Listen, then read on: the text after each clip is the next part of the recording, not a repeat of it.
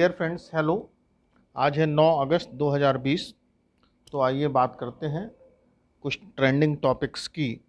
ये टॉपिक्स बहुत ही इम्पॉर्टेंट हैं general studies point of view से। कॉम्पिटिटिव एग्ज़ाम्स में ये आपके लिए बहुत काम के हैं। तो पहला जो टॉपिक है, इंटरनेशनल ट्राइबल डे, विश्व जनजातीय दिवस। जो जनजातियां हैं उनको हम आजकल इंडिजिनस पीपल के नाम से पुकारते हैं। इंडिजिनस पीपल इस कम्युनिटी का किसी भी देश के विकास में बहुत ही बड़ा महत्व है। भारत सरकार भी इनके अपलिफ्टमेंट के लिए, इनकी तरक्की के लिए बहुत सारे कार्य कर रही है तथा इनको अपस्ट्रीम में लाने के लिए प्रयासरत है। ये ITD, इंटरनेशनल ट्राइबल डे, 9 अगस्त को मनाया जाता है। दूसरा है स्वच्छता। जैसा कि हम सभी जानते हैं, माननीय प्रधानमंत्री जी ने स्वच्छता के लिए बहुत बड़ा अभियान चलाया हुआ है। स्वच्छता एक्शन प्लान, पूरे देश में स्मार्ट सिटीज़ बनाए गए हैं।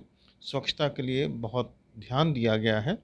लोगों को जागरूक करने की बहुत कोशिश की गई है।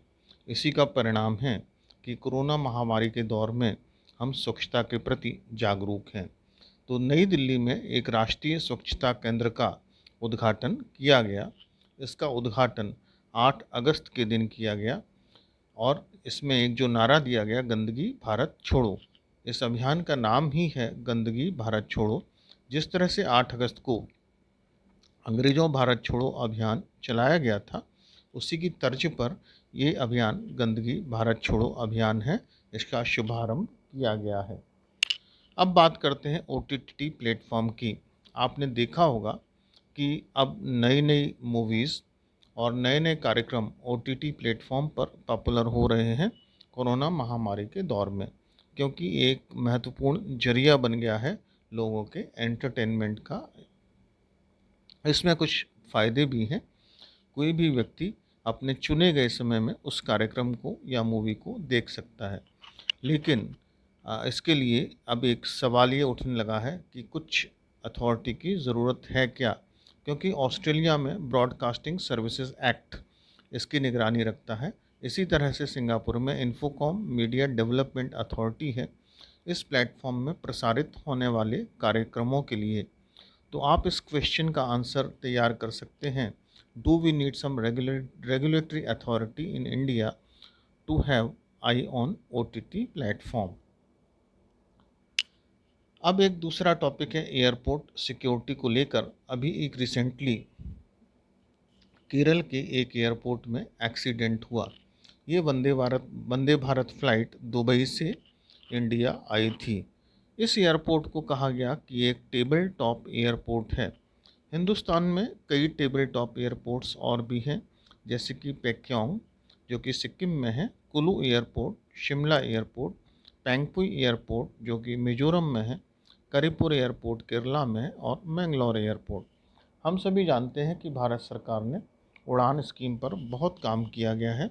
बहुत सारे एयरपोर्ट्स का काम प्रगति पर है। ऐसे समय में अब एक क्वेश्चन ये भी है कि इन एयरपोर्ट को और ज़्यादा स्ट्रेंथन करने की ज़रूरत है। फ़िलहाल ये जो एक्सीडेंट हुआ है, इसकी इंक्वायरी के बाद ही निकल कर आएगा कि इसका प्रमुख कारण क्या था।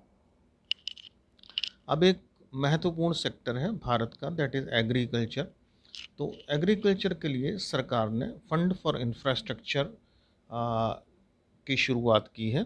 इस फंड फॉर इंफ्रास्ट्रक्चर में 1 लाख रुपए की सहायता एग्री एंटरप्रेन्योर्स, फार्मर्स, स्टार्टअप्स और एग्रीटेक में काम करने वाले लोगों को दिए जाएंगे।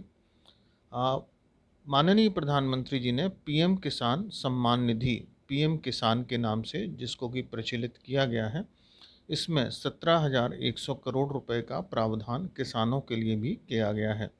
यह किसानों को फाइनेंस करने में हेल्प करेगा तथा उनको कृषि के लिए जागरूक करेगा। Thank you.